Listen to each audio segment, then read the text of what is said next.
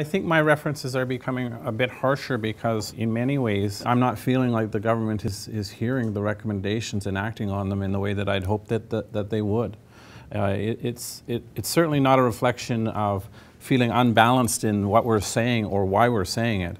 It really is a reflection, I think, of us having a set of expectations that when we make a series of recommendations like the Voices for Change report, where we spoke to 1,000 Albertans about Indigenous child welfare, and they're not acted upon, or there's a commitment to act upon them, but then we don't see an update that comes back to us. It is concerning. What I'm most concerned about is that when we talk about relational social work, the social work that takes place, child intervention social work that takes place in the context of a relationship, that often that takes more time for workers to generate that type of relationship and to have that type of interaction with the families that they serve.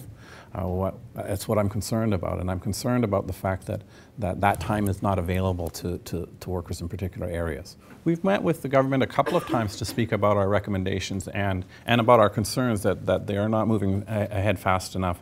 Like I just mentioned, I have another meeting planned within the next couple of weeks to speak again with the government about those issues, and in particular about the issues that are embedded in Bill 18. I think it's important to point out that we are talking about in our reports, and we always do, speak about extreme circumstances. So there are delays that take place in terms of returning children to parent all the time because of a change in circumstances or a setback or something within a family. That takes place often. What we're asking for here is more attention paid to that point of transition when children are returning home, and a more sustained way of attending to their needs.